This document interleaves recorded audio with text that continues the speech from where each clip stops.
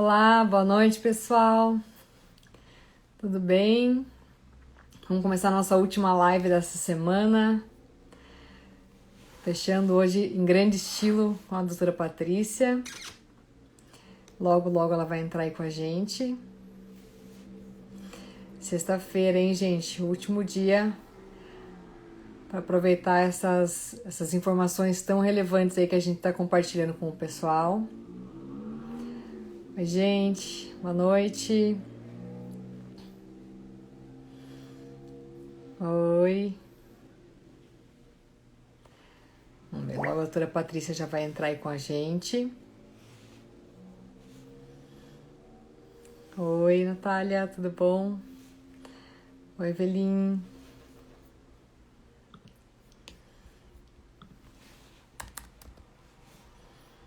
Vamos lá. Gente, o assunto hoje é super importante, hein? Vamos ver, deixa só a gente se esperar que a doutora Patrícia entrar. Ah, aqui, ó, Patrícia. Aqui.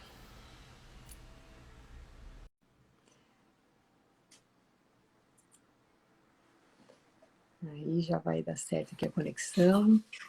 Oi, Pati. Olá, boa noite, Carol, tudo bem? Tudo jóia? Gente, essa é a doutora Patrícia. Patrícia é uma advogada que tem uma experiência aí enorme, com ela tem várias especialidades, né? Ela já fez criminal, mas já há alguns anos ela vem estudando especificamente o assunto de direito médico, sempre voltado aí para o lado da proteção do profissional.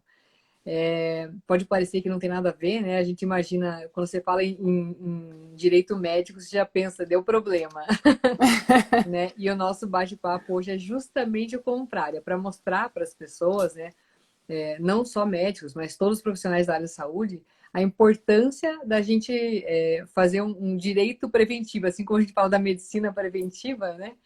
Então, a nossa ideia, nosso bate-papo hoje é para mostrar para os profissionais a importância de fazer uma organização e uma gestão jurídica para se proteger, para a gente não ter dor de cabeça mais para Exatamente, frente, né? exatamente. Vai lá, Então, Paty, boa se noite, apresenta né, então. Carol? Boa noite, pessoal aí que está conosco nessa sexta-feira, né? Pós-carnaval. Com Só muita os fortes, vontade, né? né? Então, eu me chamo Patrícia, né? Eu sou advogada já há bastante tempo, tenho especialização em direito penal e processo penal e também direito tributário, duas áreas do direito público. E há algum tempo eu tenho me dedicado à área do direito médico, né, e da saúde. Foquei mais dentro da parte da defesa dos profissionais, né? Existem também a parte dentro do direito médico e da saúde que defende os interesses do paciente, mas o nosso nicho é dentro dessa área preventiva. Eu tenho uma certa, digamos assim, facilidade, porque a parte do direito ético profissional, né, junto ao conselho, por vezes acontece do médico ou dos demais profissionais da área da saúde responderem, também seguem os regramentos do direito público. Então, isso facilita muito o nosso trabalho nessa orientação preventiva, né? Então, isso colabora porque, como na própria área médica, né, os profissionais da saúde sempre buscam prevenir doenças. E o direito médico hoje, ele visa prevenir processos médicos, né, tanto na área civil, criminal, quanto na própria parte ética e demais esferas, porque normalmente uma clínica, por exemplo, ela vai ter funcionários. Então, isso não quer dizer que ela não venha a sofrer uma reclamação trabalhista. Então, ela tem que ter uma assessoria nessa área também, né? Com relação, né, por exemplo, a contratos do profissional com planos de saúde ou com fornecimento de material para a clínica, para o consultório, enfim. Também tem que ter uma análise, porque nós não dominamos todos os assuntos. Eu também não domino todos os assuntos, né? A gente está em constante aprendizagem. E para o profissional da área da saúde, a dedicação dentro da área dele demanda muito tempo. Então não tem como, assim, por mais que ele tenha interesse, tenha cuidado, ele não tem como se manter atualizado nessa seara jurídica, assim, porque muda muito. Para nós, advogados, já é muito complicado, né? Do dia para a noite você tem uma mudança que às vezes pode ser extremamente significativa, né? Então é bem complicado, assim. Então a gente tenta trabalhar assim nesse aspecto, assim, dessa proteção do profissional. Isso não quer dizer, Ainda mais e tem que ficar agora, né? muito. Ainda mais agora em tempos LGPD, né? Isso passou ainda a ser ainda Sim, mais relevante, né? exatamente, porque o direito médico preventivo, ele não tá para encobrir o mal profissional, e Uhum, sim para tornar a vida do bom profissional mais tranquila, para que o profissional possa ter uma dedicação maior para os seus pacientes e para sua própria família, porque vai ter uma terceira, né, pessoa, uma terceira, uma empresa que vai estar colaborando com ele nesse sentido. Então vem para facilitar a vida, né? sim. Bom, gente, hoje a gente tinha colocado uma caixinha de pergunta nos nossos stories e várias pessoas mandaram vários questionamentos. Então vamos lá, a gente teve perguntas sobre importância de prontuário e o que a LGPD impacta em relação a isso. Perguntaram também sobre em relação a contratos e convênios, como é que monta um contrato, como é que faz reajuste, como é que funciona essa parte contratual mesmo. Em relação aos pacientes, termo de consentimento, para quando precisa, por que precisa. Assim, as principais perguntas foram mais voltadas Nesse nesses sentido. tópicos, né? Acho que a gente podia começar falando da importância aí do prontuário, né? Porque a gente sabe que muitos dos processos médicos, eles acontecem por falta de documentação, né? A gente acaba, na nossa formação toda, a gente é sempre voltado para o atendimento propriamente dito. Então, a gente acha que o resto não é tão importante. E a gente sabe que se você não documenta que você não fez na prática, né? Verdade. Digamos, para uma questão de ação, por exemplo. Por outro lado, se você falar que você fez, mesmo que você não fez, isso às vezes pode te ajudar. Então, voltando lá no comecinho da faculdade, né, a aula de semiologia, por que você tem que fazer uma anamnese bem feita, um prontuário bem completinho?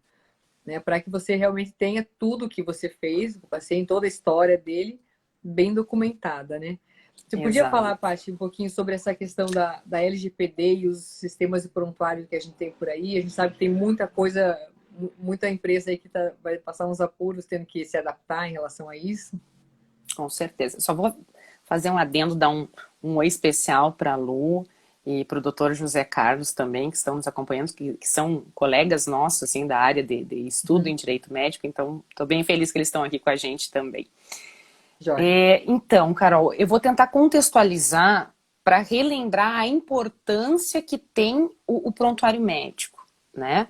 Porque nós temos, assim, diversos documentos médicos, todos eles são importantes, né? Um atestado Uhum. médico, né? É importantíssimo, porque o médico está atestando alguma coisa a respeito daquele paciente. Se ele estiver mentindo, ele pode sofrer um processo, tanto ético quanto até criminal, dependendo da situação, né? Uhum. Então, assim, todos são documentos importantíssimos que o profissional da área da saúde tem que ter muito cuidado. O laudo médico, quem é que pode emitir laudo médico? O médico assistente, ou seja, aquele que está dando assistência ao paciente, né, à pessoa, ele normalmente ele não emite o laudo, porque o laudo ele vai ter que dar um juízo de valor. Então, quem vai emitir um laudo não é o médico assistente, é o perito. Ou se já há algum processo e tem o perito judicial, isso não quer dizer que a parte, tanto a autora quanto a ré, contrate um terceiro médico, né, para que também avalie aquela situação. Mas veja, o médico assistente, ele não vai fazer um laudo, ele vai fazer um relatório, ele vai explicar o que foi feito, mas ele não vai emitir juízo de valor, não lhe cabe isso. E isso é muito confuso muitas vezes para o profissional. Ele tem que ter essa Isso cautela. acontece muito, que o paciente às vezes chega e fala, eu preciso me encostar, ou, né, eles falam assim, Eu preciso que você Isso. faça um laudo dizendo que eu não posso trabalhar. Eu falei, não, posso fazer um relatório da sua Um doença ou das suas relatório, doenças, exatamente. e isso vai ser encaminhado para a O perícia, né? perito, E o exato. perito é que vai dizer se sim ou não esse paciente deve ser afastado ou se ele deve voltar às Sim, atividades. Não cabe ao médico assistente, né? não. No relatório, o médico até pode falar, olha, ele passou por procedimento X, Y, Z, né? A recuperação foi Uhum, de tanto tempo, enfim. Ele vai colocar o que aconteceu dentro daquele tratamento. E, inclusive, o médico assistente, ele é obrigado a fornecer o relatório sempre que for pedido a ele, uhum, certo? Sem custo nenhum, tá? O laudo é um outro documento, como a gente já mencionou, que é feito pelo perito. Aqui a gente está fazendo uma pincelada muito superficial, assim, mas só sim, para contextualizar o pessoal que uhum, está nos acompanhando, né? A receita médica também é um documento médico, uhum, né? Então, vai ter assinatura lá. Vamos imaginar que o médico prescreve nessa receita ou, né, um medicamento off-label, né? Ou um medicamento experimental, uhum. né? Ou um medicamento que o plano de saúde não cobre. E aí o paciente, de repente, vai demandar judicialmente. Então, veja, é um documento, vai constar ali na receita a assinatura desse profissional. Uhum. Então, assim, todos os documentos devem ser muito, muito zelados pelo profissional, né? O termo de consentimento livre e E esclarecido a gente também amplamente vai mencionar preenchidos, na né? sequência, exato. Mas assim, a gente deu uma contextualizada, depois esses dois, o termo de consentimento e agora a gente vai falar do prontuário, a gente vai aprofundar Só um uma pouquinho pergunta mais, aqui. né? A doutora Natália Dijkstra, ela perguntou aqui: termo de consentimento tem validade legal na defesa do médico na presença de alguma complicação no procedimento? O termo de consentimento é importantíssimo. É Ele tem validade importantíssimo, só legal na que, defesa, né? sim, o que acontece, tá? O que tem se discutido, assim, em termos atuais, né? É que o termo de consentimento é falho, ou seja, aquele que normalmente o conselho, né, fornece, aquele que tem na internet, aquele que não é específico para aquele caso, para aquele profissional, para aquela cirurgia, aquele Uhum, talvez seja colocado na berlinda, ele não vai ter uma validade tão grande, porque uhum. o juiz, por exemplo, pode entender assim, não, mas isso aqui é um termo genérico, né? Porque é Ou, por importante, por exemplo, exemplo, descrever o procedimento isso, por isso a e importância descrever as do possíveis profissional da área complicações. jurídica para conseguir formular o termo adequado para aquele profissional, né? Se algo invasivo, não é, quais as consequências. Deve ter a participação do próprio paciente no termo, ou seu responsável legal, se for menor de idade.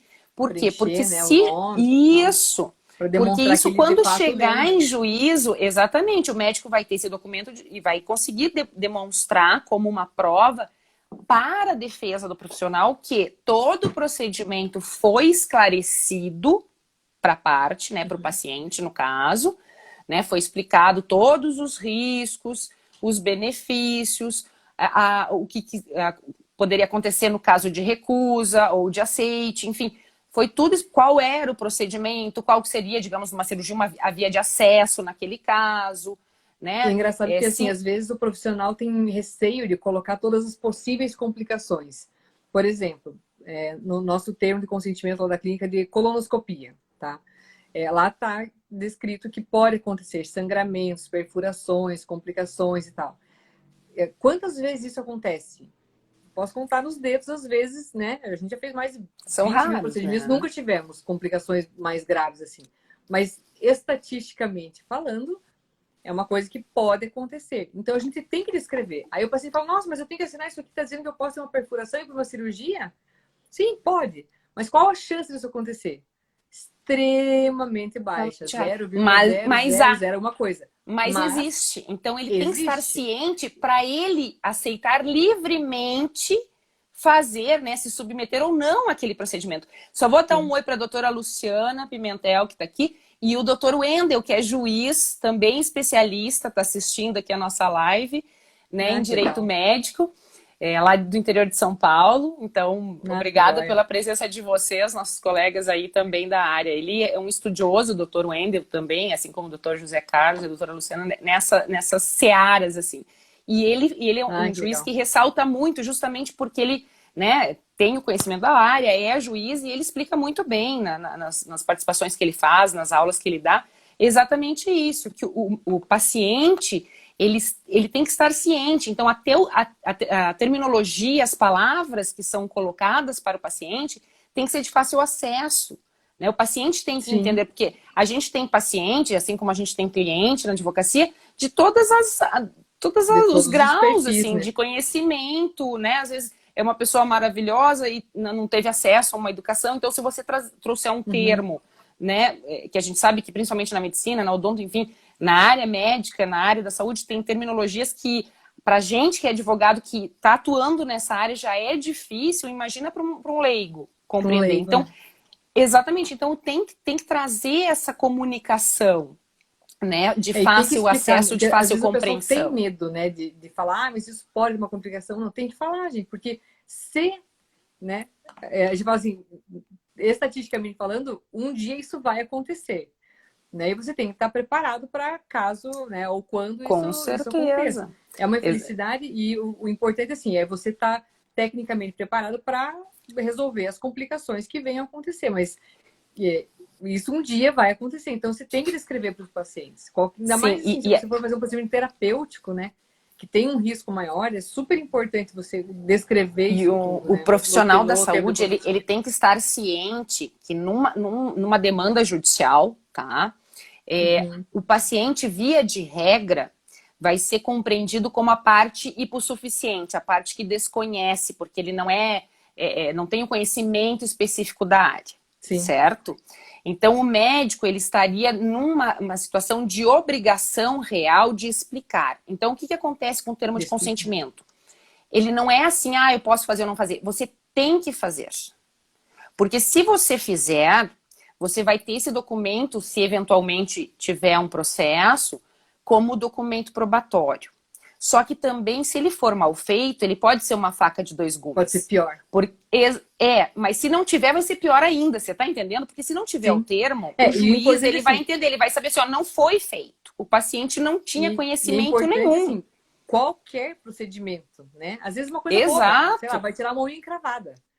Tem que ter um termo. Existe o risco, pode haver uma infecção, porque assim, o ser reação humano... anafilática, às vezes da anestesia. Exato. Mesmo o ser humano simples, é um indivíduo único, por mais que a gente, né, no caso vocês estudam pelo livro, né, tipo assim, nossa, essa cirurgia ficou de livro, né, igual a foto do livro, mas cada organismo vai reagir de uma forma diferente, né, mas tu pode usar a mesma via de acesso. Tecnicamente, pode acontecer alguma coisa. Então, e se o paciente, veja, se o paciente não for bem esclarecido com relação àquilo, às vezes até a cirurgia bem feita, ele pode crer que foi mal feita. Sim.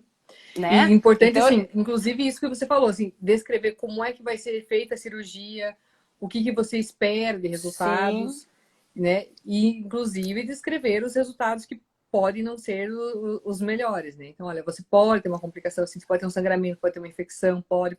Tem que estar tudo descrito e você falar com o paciente. Outra coisa, Carol, assim, que eu acho bem importante e que eu, assim, realmente, eu não conheço ninguém ainda que fale sobre isso, tá? Mas ainda na minha especialização em penal e processo penal, isso 2008, né? Então já tem algum tempo, mas passa batido, assim. Eu já trouxe para o questionamento, dentro da esfera jurídica, a responsabilidade do paciente no tratamento médico. Então, a minha defesa, né, da monografia foi nesse sentido. Quando o paciente tem responsabilidade. É claro que dificilmente o paciente vai ser demandado, porque ele, digamos, não teria um conhecimento muito grande para ser totalmente responsável e ser punido por isso. Certo? Só que essa punição do paciente, ela pode ser entendida como a isenção da culpa do médico. Então, eu vou te dar um exemplo nesse sentido. Por que é tão importante o termo de consentimento?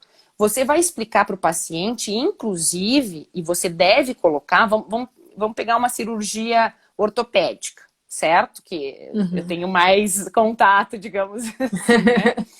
Então, tem o pré-operatório e tem o pós-operatório.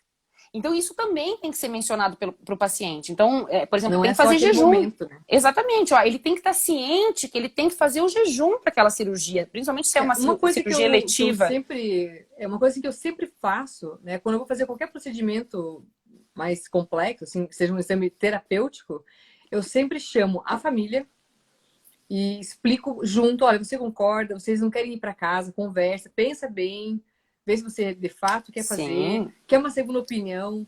Eu até Ele indico precisa colegas desse para tempo, ele precisa para para que ser a pessoa livre, porque quando assim, ele foi quando ela esclarecido. vir, Quando você ela fala, ele foi isso. esclarecido. Mas se ele decide Uhum. na hora, o juiz pode compreender como não foi livre, porque ele estava Não pressionado. teve tempo. Isso, então vamos pensar numa situação mais drástica, né? Tipo um paciente com um tumor, né? O médico Uhum. chega, vai ter que dar a notícia, né? Fez os exames, saiu lá Uhum. o resultado, é um tumor maligno, né? O adequado seria realmente se submeter a uma cirurgia e ele fala, Uhum. explica tudo, tintim por tintim para o paciente. O paciente, a hora que ele tá ali, ele tá tão tenso com aquela notícia, porque é uma notícia que é ruim para o médico dar, imagina para o paciente receber ou até para os A familiares. pessoa sai meio Então, não atordoada, vai assim. estar contaminada, entendeu? A decisão dele daquele momento, se for naquele momento, ela vai estar contaminada. E o juiz vai Ela não está em entender plenas isso. condições, né? Porque leva Não, um tempo até você processar e isso. digerir tudo Veja, isso, é né? diferente, óbvio, numa situação de emergência, né? Emergencial. Que nós temos, Sim. tem a emergência, a urgência e a eletiva, né? Me Eu corrija, acho que doutora, se eu estiver errada, não, tá certo. Eu acho assim, qualquer né? procedimento eletivo, ele Tem que ter um obrigatoriamente cuidado tem que ter muito maior. um tempo de Muito maior, consentimento. muito maior. Sempre. E no emergencial, também, o ideal é sempre você, se a pessoa não está lúcida, não tem a compreensão, você Uhum. tentar conversar com alguém da família. Às vezes, no emergencial, que é o risco de vida real, às vezes não dá tempo. Mas Mas aí aí a entra a própria importância do situação, prontuário. mas aí a Mas aí própria entra também a situação situação do... justifica. Sim, E bem justifica. Aí entra a documentado. situação do prontuário que você vai justificar. Olha, o paciente chegou, sei lá, com risco iminente de vida, com uma hemorragia X, que se não fosse feita a Uhum. cirurgia na hora, né, a decorrência seria, obviamente, o óbito do paciente. Então, se tentou Uhum. fazer isso para tentar salvar a vida do paciente, enfim, né, serão necessários outros procedimentos, né? Uhum. Mas esse foi importante para estabilizar o paciente. Então, Uhum. aí entra o prontuário, né? E se você, por Sim. exemplo, numa situação de emergência, teve o contato com o familiar, conseguiu, você já no Descreve. prontuário descreve que foi explicado para esse familiar. Dá o Uhum. nome, fala, olha, foi explicado, sei lá, para a esposa, para o filho, do risco, enfim, eles concordaram, certo? Então é importante esse cuidado, é importantíssimo. E aí a gente, eu, né, vou bater de novo na tecla, é imprescindível hoje para o profissional da saúde, e assim, isso envolve procedimento de fisioterapeuta, não é só de médico, Uhum. né? Porque existem tratamentos de fisioterapia que são invasivos hoje, Sim. né? Sei lá, Odontológicos, né? Hoje em dia com medicina odontológico, estética. tudo. Então tem que tomar muito cuidado. A gente entra naquela problemática do antes e depois.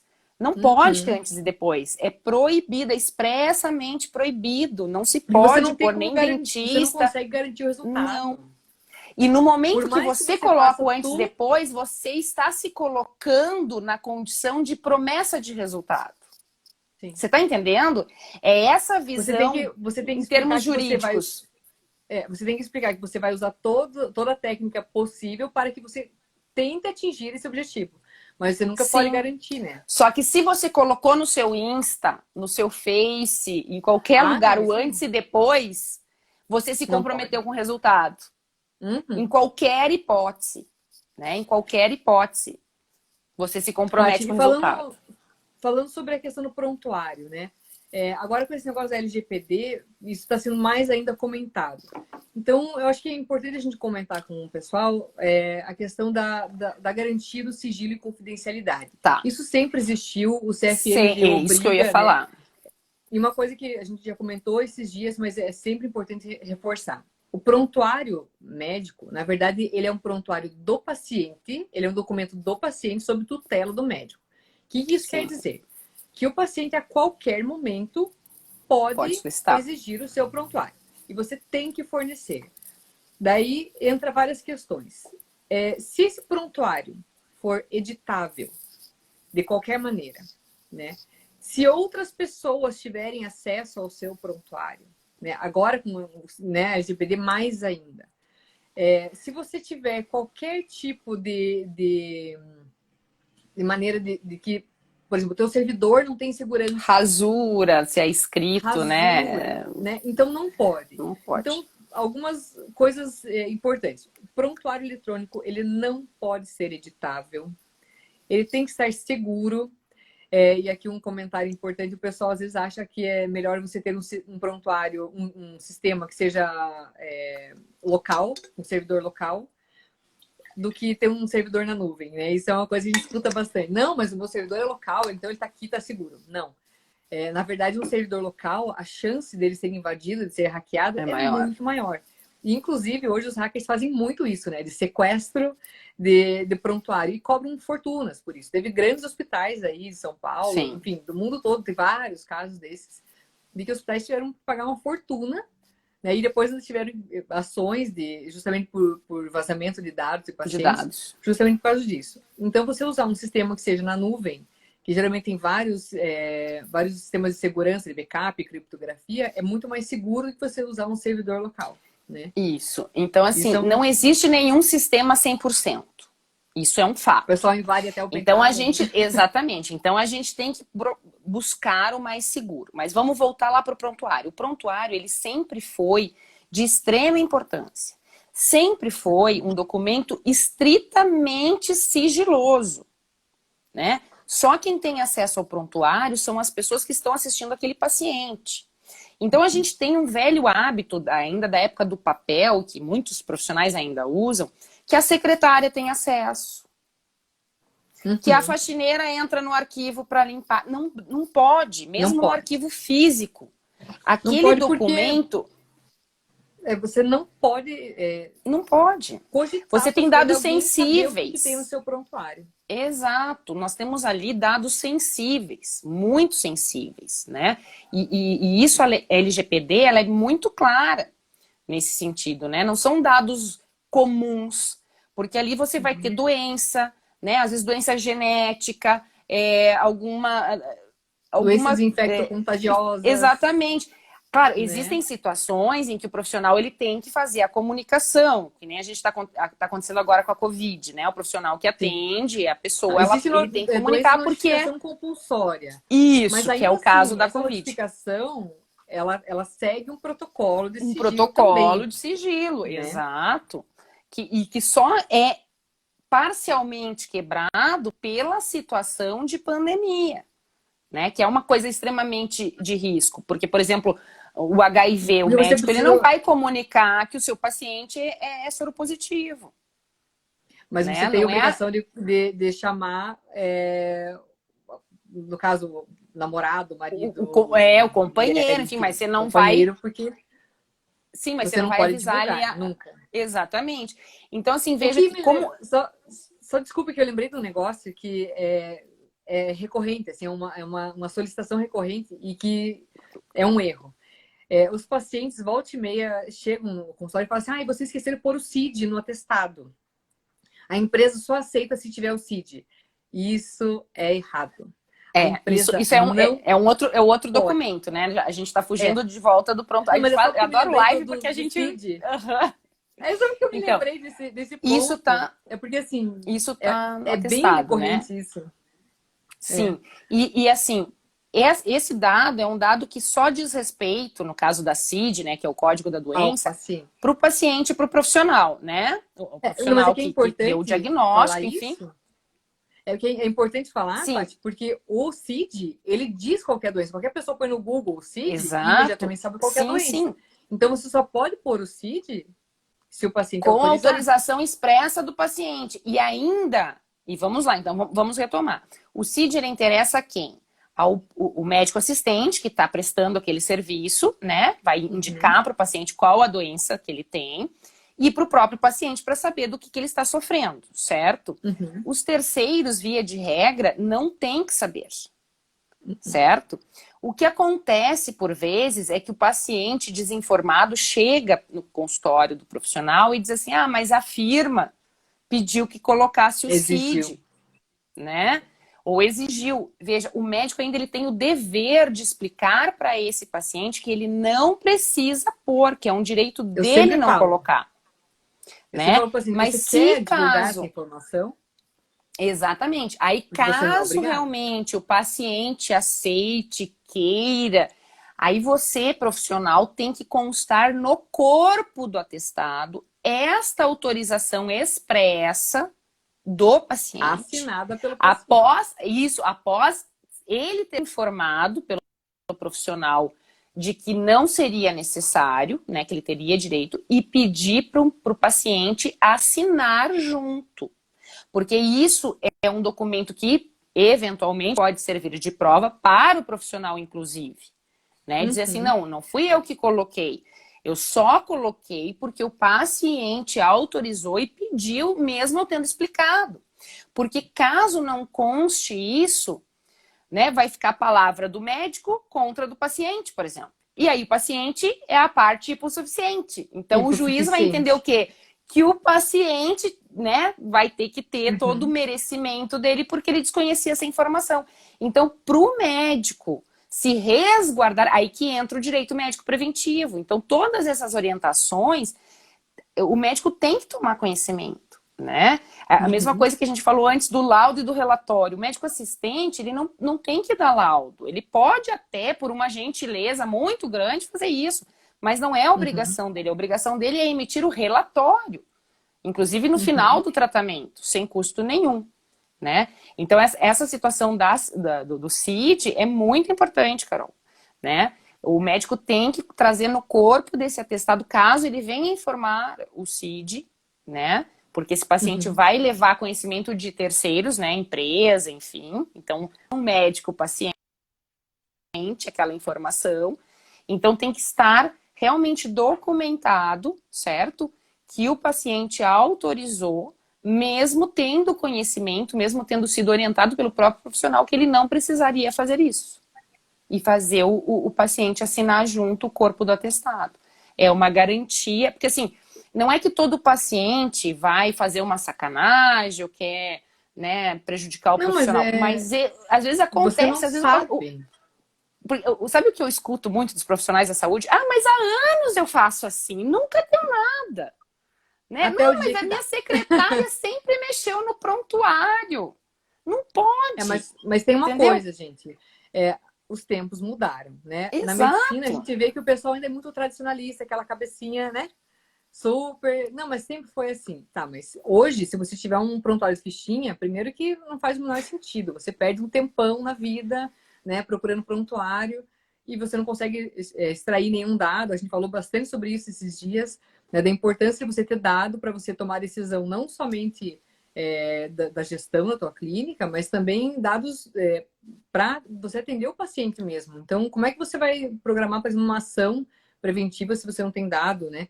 Então, isso aí você não vai conseguir Não, fazer e nunca com até prontuário fichinha. um eventual descarte de um documento físico, ele é muito mais complexo, né? A gente sabe Tem que 20 anos. Tem que manter a isso aí lei 20 exige que anos, você gente. deve manter pelo mínimo de 20 anos. E eu vou explicar por quê, e esse é um ponto muito, assim, que me dói na alma, né? Mas não Hum. acontece só com os profissionais da saúde. O que acontece?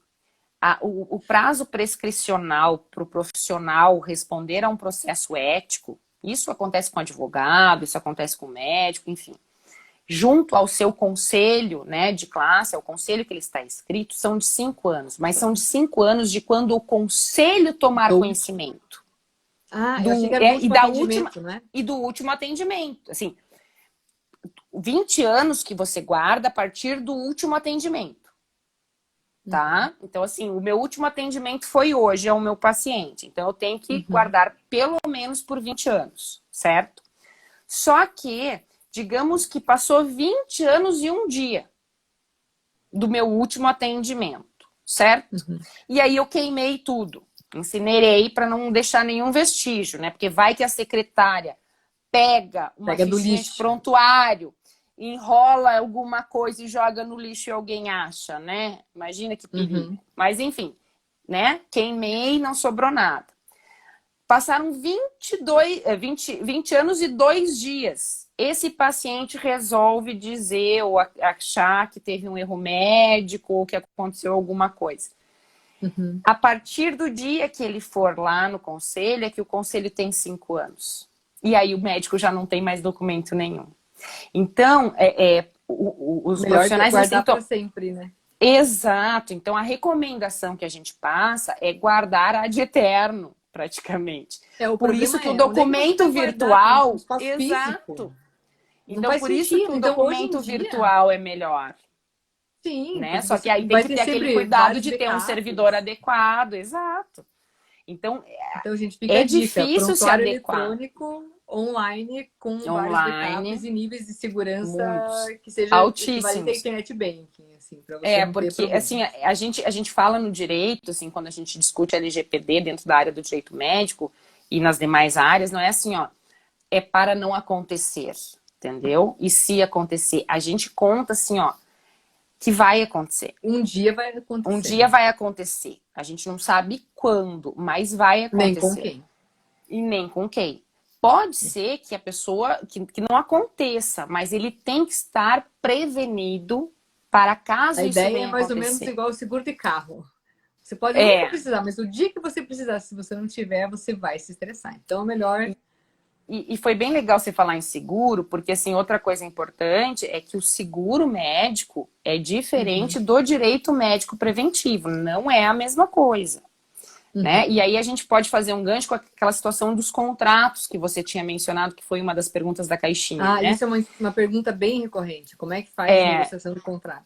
então, veja, por que é importante a presença dessa assessoria médica preventiva? Em qualquer clínica odontológica, de fisioterapia, da área médica em si, porque o profissional ele vai dar essa orientação. Ele vai ler antes, por exemplo, do médico se conveniar, né, para atender determinado convênio, o próprio profissional de odontologia, ou de uma empresa que ele quer comprar uma máquina de não sei o que para aplicar nos... O profissional da área jurídica ele vai ler este contrato, ver todas as cláusulas, né? E a parte mais sensível, né, é com relação ao convênio do profissional com os planos de saúde. Porque se o Uhum. médico ele prevê um reajuste no valor que ele recebe da consulta, desse repasse, ele tem que verificar nesse contrato se tem essa possibilidade. E de quanto tempo é? Então, por exemplo, o repasse, né, hipotético vai ser R$ 40. Mas daqui a Uhum. um ano a gente pode renegociar esse valor. Mas eu tenho que ter essa abertura no contrato. Por lei, teoricamente, todos os contratos deveriam ter um reajuste anual. A gente sabe que na prática isso não acontece. Por quê? Os médicos são Eles ignorantes nesse não. assunto, no sentido de total desconhecimento mesmo. Eles nem sequer sabem de que eles têm esse direito de renegociação. Então, geralmente vem assim, você quer atender tal convênio? Assine aqui. O pessoal assina, nem olha. Né? Então, é importante, assim, nesse contrato, tá descrito os valores, como é que vão ser os pacotes, o que está incluído em cada pacote, como é que vai ser feito o reajuste, que tipo de procedimento contempla, né? Qual a Outra coisa que é CDHPM que eles vão pagar. importante, você pode anexar no seu contrato, junto ao plano, por exemplo, que você vai atender os pacientes do plano só se, né, hipoteticamente, segunda de manhã e quarta tarde. Só que se isso Uhum. não está no plano, no contrato, você corre um risco de fazer isso. Porque daí o paciente vai Uhum. reclamar, mas o médico não quis me atender na quinta. Uhum. Entende? Não, mas aí está no contrato que aquele profissional vai estar disponível para aquele plano de saúde, para atendimento dos, né, associados daquele plano, só em Uhum. tal dia, né, tal turno, ou sei lá, 3 vezes por semana, enfim. Mas tem que estar Tem que delimitado estar isso, porque descrito. isso é uma segurança para o profissional. Né? É muito importante. E os médicos não sabem disso. Outra coisa que, assim, que é uma coisa que me incomoda demais, assim, e que os médicos, assim, eles são muito pacíficos, né? Eles meio que pagam para não se incomodar, mas eles têm que aprender a pagar bem para não se incomodar. E o Essa que é a pessoal acha assim, diferença. mas é que sempre foi assim. Não é porque Sim, sempre foi assim que tem que continuar assim. mas O a pessoal diz que eu sou problemática que mimenta, eu vou mas, trazer né? com relação a essas situações de plano de saúde É assim, existem vários hospitais que têm o próprio convênio, atendem outros convênios e atendem SUS. E aí vira aquele catatal, porque o SUS Uhum. demora muito para enviar o repasse. Às vezes o plano de saúde paga a parte do profissional para o hospital não paga o médico para tapar o furo do SUS. Então, assim, Uhum. é um engodo gigantesco. E aquilo vai, daí aí o médico não recebeu do plano, mas o plano pagou o médico. Como é que o médico vai receber esse dinheiro? Se o plano já pagou o hospital, Uhum. certo? E aí o médico não recebeu e já fez o procedimento. E a questão da Uhum. nota, porque daí, às vezes, né, com a pejotização, o médico emite a nota. E aí o plano Uhum. não paga. E aí ele tem a tributação uma hora, vai tributar de novo. Então, nisso tudo, por isso que eu falei, ele tem que aprender a pagar bem, porque senão ele perde muito dinheiro.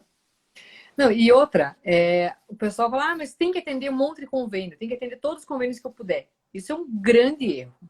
É você ficar atendendo convênios que te pagam pouco, ou que te pagam. Às vezes, se você for pôr na ponta do lápis, você está pagando para trabalhar, você está tirando dinheiro do teu honorário para cobrir taxas. O que é um absurdo. E acontece com grande frequência. Porque o pessoal não faz o básico de gestão. Quanto custa para fazer tal procedimento?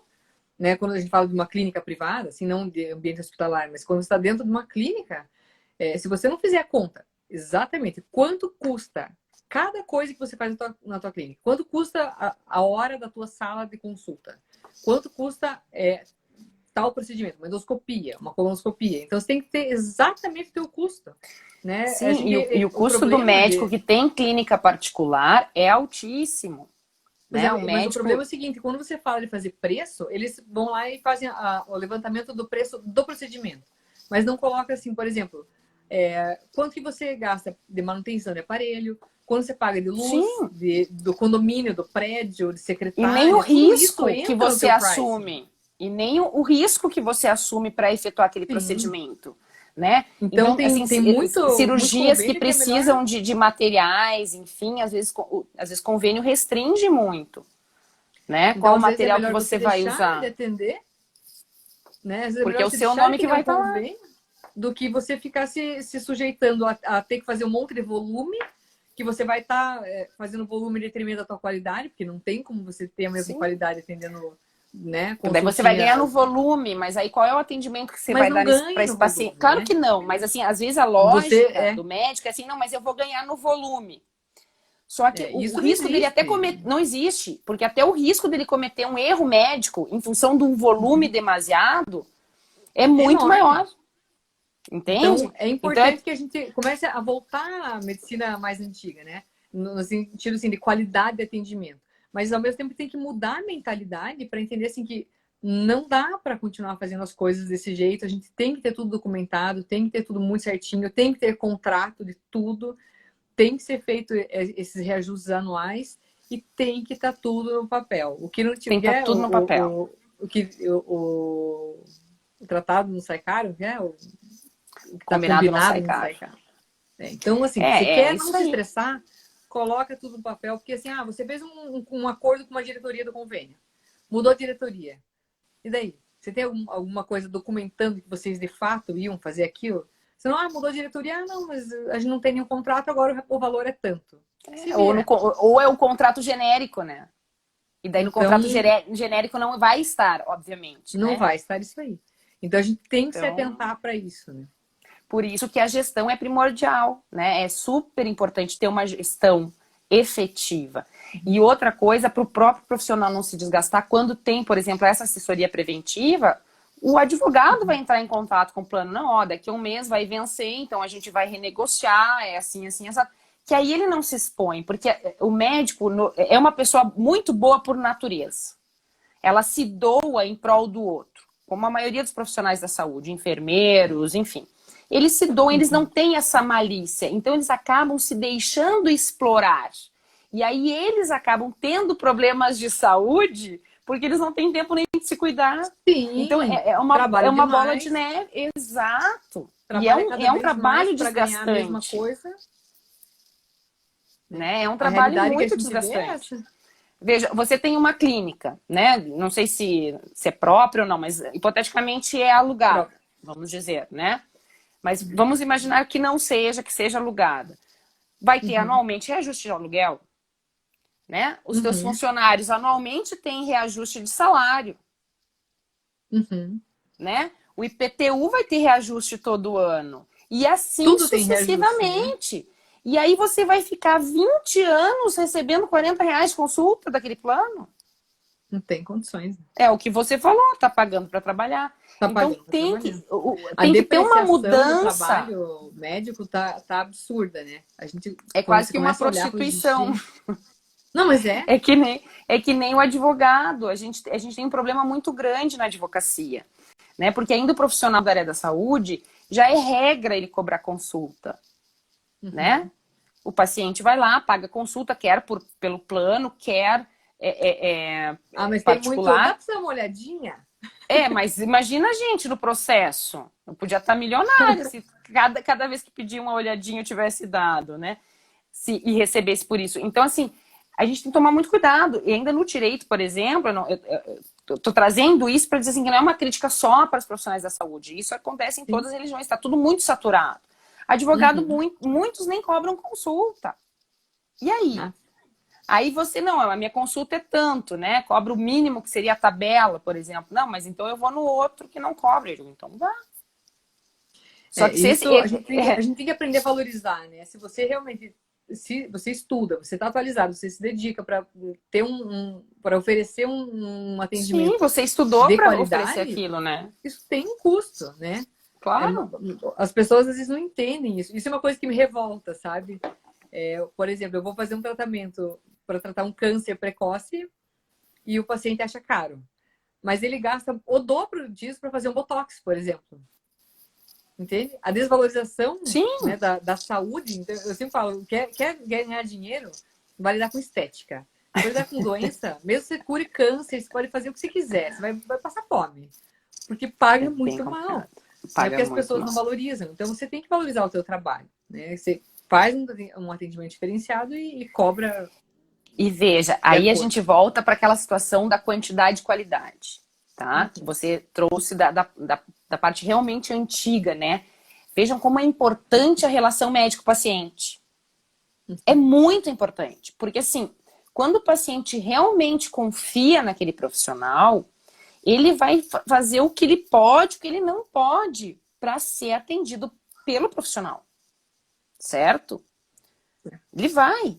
E além disso, ele vai fazer a melhor propaganda que o profissional tem, que é falar assim, puxa, foi aquele médico, ou aquele dentista, ou aquele advogado que me atendeu.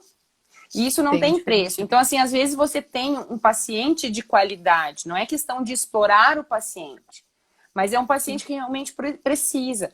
Eu gosto do SUS, eu admiro o SUS, eu acho que é um serviço de importância. Mas o grande problema é que as pessoas, às vezes, elas não entendem, né? Que o médico que está ali, a grande maioria, pelo menos eu tenho essa impressão, né? Que o médico por si só, o profissional da saúde, ele é uma pessoa de bom coração, certo? Ele vai estar fazendo o seu melhor. Muitas vezes, principalmente no atendimento público, dependendo do lugar, não tem uma infraestrutura para dar aquele atendimento adequado. A gente sabe que às vezes não tem uma agulha, não tem como fazer uma sutura, não tem esparadrapo, não tem absolutamente nada. E às vezes o paciente diz assim, mas a culpa, eu pago o teu salário. Né? Então, assim, há uma situação muito equivocada, sabe? Tem que desmistificar isso. Se tem muito profissional da saúde, principalmente o médico, como o ser mercenário. E essa mudança a gente tem que levar até o judiciário. Porque o paciente, ele só é, na realidade, hipossuficiente no conhecimento técnico. No resto, não. Sim. Então, quando o judiciário entende o paciente como hipossuficiente, como coitadinho da história, em todo o processo, tá errado. E o que o médico fez para mudar essa imagem? Nada. E normalmente os advogados não têm esse conhecimento. Exato. E o profissional que não... O próprio advogado, o próprio juiz que não estudou profundamente a parte, por exemplo, do direito médico, também não tem essa visão. Então vai no bolo. Então tu tem que demonstrar para o judiciário que o paciente é hipossuficiente só com relação à parte técnica. Nas demais situações do processo, ele não o é. Não. Né? É Então, verdade. como é que eu vou saber isso? Com orientação. Como é que eu vou ter um custo menor e mais lucro na minha empresa? Com uma boa gestão. Como é que eu vou ter a segurança, né? No caso de um vazamento de dado, ou para evitar ao máximo, com um programa adequado na minha clínica. Né? Eu tenho que ter esses cuidados. Porque um dia, mais cedo ou mais tarde, por melhor profissional que você seja, infelizmente é muito provável que um processo vai bater na sua porta. Pode ser criminal, pode ser civil, pode ser ético, pode ser os três, né? Que eles não estão interligados, podem acontecer isoladamente, mas podem, do mesmo fato, desencadear os três. E aí, como é que o médico vai ter material probatório para se defender? Então, assim, eu estou trazendo muito essa parte prática, sabe? Não tanto a teoria, assim, a gente não está discorrendo teoricamente, mas assim, a parte prática. E aí entra o que eu falei no início, a parte do criminal, de eu ter muitos anos feito júri, né, trabalhado com plenário, isso me ajuda muito, sabe, de construir essa prova. Então, por isso que eu me sinto nessa liberdade de falar como é importante, porque o juiz que vai decidir, ou o próprio conselho, que são os pares, eles não conhecem via de regra o profissional. Né? Eles podem, o conselho até às vezes está mais perto, conhece um pouco mais, conhece em termos de matéria, técnica, mas eles não conhecem a fundo o caso. Então vai ser a versão da vítima e a versão do profissional. Sim. E como é que a gente vai fazer sobressair uma versão da outra? Com prova. E nada melhor que prova física, né? A prova material. Então um prontuário bem preenchido é uma prova cabal, como você falou. O prontuário é do paciente, é dele. O médico, então, a clínica, o hospital, preencher ele tem a que guarda. outra pessoa vai ler. Exatamente. Você tem que preencher o teu prontuário, então, assim, imaginando não que pode alguém ter vai ler. rasura, não pode ser editável, como você falou. Não pode. Porque qual é a credibilidade que um documento editável vai ter perante o juiz? O juiz vai poder questionar assim, não, mas isso aqui tu pode ter inserido agora. Eu quero saber o que você anotou, exatamente, eu quero saber o que você anotou realmente na época, no dia que você atendeu. Se eventualmente o médico, num documento virtual, ali no prontuário eletrônico, ele esqueceu de alguma coisa, ele vai fazer um adendo abaixo, olha, tem que fazer um adendo, isso. Vou ratificar ali. Uma correção, olha, corrigindo a informação anterior. Isso, não tem problema, mas ele tem que fazer, tem que seguir uma ordem cronológica. Certo? Data, hora, enfim, tudo. Né? E voltando assim, é do paciente o documento. É dele, o hospital, o médico, ele vai ter a guarda, ele tem que tutelar, ele vai zelar por aquele documento. O momento então, que o paciente solicitar... imaginando que outra pessoa vai ler. Sim. E aí eu vou trazer uma situação aqui, eu só vou ler aqui, Carol, porque assim, vocês fazem um juramento, né, de Hipócrates, e daí a gente tem vários princípios dentro do juramento. E a maioria dos advogados e o pessoal que dá curso nessa área de direito médico fala que nós temos o princípio bioético, né, da não maleficência, da proibição da eutanásia e do aborto, da relação médico-paciente, o próprio ato médico, que quando fala lá, não praticarei a talha, mesmo sobre um calculoso confirmado, enfim. E aí eu vou, fala do sigilo profissional, né? Ó, aquilo que no exercício ou fora do exercício da profissão e no convívio da sociedade eu tiver visto ou ouvido que não seja preciso divulgar, eu conservarei inteiramente secreto. Então aí que tá, os médicos eles têm que voltar para essa parte do sigilo e têm que se ater na seguinte situação. Tudo que for importante para o tratamento daquele paciente, naquela situação, daquela patologia, tem que constar. Se é algo que não é correlacionado, aí ele pode continuar mantendo secreto. Isso né, se fala do sigilo. Mas o que o médico tem que saber? Não, mas então eu vou botar tudo? O cara falou que, sei lá, traiu a mulher. Não, tudo que se for não tem relação com o caso, não precisa. Agora, se é de uma doença contagiosa, talvez seja importante você mencionar ali, porque você vai ter que entrar em contato com a outra pessoa, ou vai solicitar, enfim. Então, ou dizer que orientou ele. Mas se é uma situação, né? Ai, a minha unha foi encravada e não tem relação com a situação, aí mantém secreto. Mas se tiver relação com o tratamento, com a patologia, com a situação, deve constar. E outro cuidado, não colocar siglas, né? Porque siglas, vocês da área da saúde entendem, mas nós, advogados, temos mais dificuldades e o juiz maior ainda. Né? De novo, e aí, escrever o prontuário imaginando que uma pessoa um terceiro não da área que vai ler. Que vai ler. E assim, ó, eu vou dizer, o movimento, a quantidade de processo no judiciário é gigante. Então, se é uma coisa difícil, cansativo, é difícil até para a gente prestar atenção. E às vezes, quando está mal redigido o prontuário, pode passar um ponto batido até para o seu próprio advogado, que seria extremamente crucial na sua defesa. Que podia ser a sua absolvição, né? Então, assim, falei do sigilo que o pessoal fala, mas assim, fala do sigilo ali, mas normalmente eles não falam dessa parte que se não for preciso divulgar, de manter em segredo, tá? Então, o médico, ele deve constar no prontuário. Então, quer ver um exemplo bem claro? No caso do atestado. A CID é uma coisa que ele não precisa divulgar. Ele deve manter secreto. Entendeu? E culturalmente a população tem certeza que tem que ter.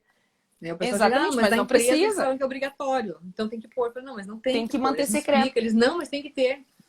E aí o outro ponto que o próprio Hipócrates, ele já trazia isso para vocês, e isso eu não escuto, né, nenhum profissional da minha área mencionar, é na parte final do juramento, que fala assim, ó, se cumprir esse juramento com fidelidade, enfim, e daí lá no finalzinho ele fala, se eu dele me afastar ou infringir, que o contrário me aconteça. Então veja, o próprio Hipócrates, né, o pai da medicina moderna, ele trazia para si a responsabilidade de responder por algo que ele tenha feito de forma errada, né, do erro médico, enfim. Ou então seja, ele traz para si, ele já estava lá. Então assim, é antigo, mas extremamente atual, né? E a gente acaba se afastando dessa ligação da medicina. A modernidade deixa tudo muito mecânico, tudo muito frio. Mas a relação do profissional da área da saúde com o paciente tem que ser muito estreita, tem que ter confiança, porque veja, se tem a confiança, se assim, se o médico não pode só ter toda a documentação e ter uma relação médico-paciente ruim. Então, não, existem processos éticos por causa disso. Mas tem processo ético por causa disso, porque o paciente entendeu que o médico não tratou ele bem. Então, veja, e outra, às vezes tu evita processo futuro. Se o médico tem uma boa relação com o paciente, se o paciente ficou com uma dúvida, às vezes ficou com raiva, ou familiar, ou acha que aquele procedimento não está certo, o paciente vai lá e fala com o médico. Tá, mas por que você fez isso? Eu não gostei. Aí o médico, ele vai poder explicar, porque no seu caso assim, assado, enfim. E aí pode ali, consensualmente, ser resolvida um possível litígio judicial. Isso. Porque eu dou aula, né? Lá na faculdade eu sempre falo para a molecada, gente, vocês têm que conversar com o paciente. Porque para você, por exemplo, no dia a dia do consultório, é o feijão com arroz. A gente escuta 300 vezes a mesma coisa. Então você começa a ouvir a história, você já sabe onde é que ela vai terminar. Fica automático. Mas pro paciente, já fica automático. História, sim, é a dele, é única. Você escuta isso o dia inteiro. Mas pro paciente, aquele momento é único. Então você tem que tomar o tempo de explicar e de mostrar, mesmo que para você se esteja repetindo isso pela 20ª vez no dia. E ainda há um respeito muito grande ao profissional da saúde. Só que o profissional da saúde tem que tomar o cuidado para que isso não se perca. Justamente porque todas as relações hoje estão se tornando muito frias, a gente está muito na tela, né? Isso que se discutia muito com a relação da telemedicina, né? Então, é difícil você fazer um exame físico. Como é que você vai fazer um exame físico? Né? O primeiro atendimento... Isso é interessante. Na telemedicina, na verdade...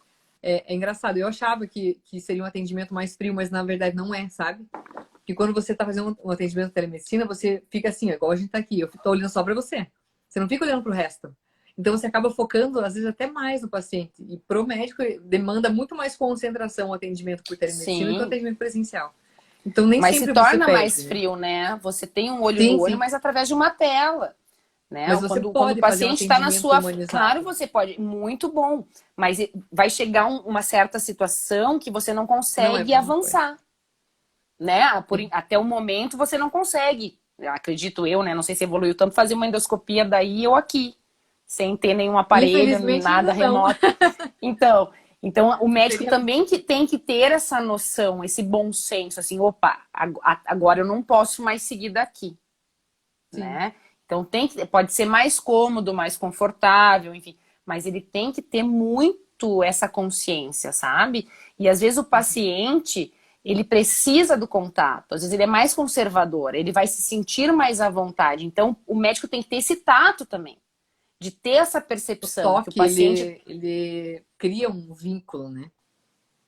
Sim, exato, né? O médico tem que saber ouvir o paciente dele.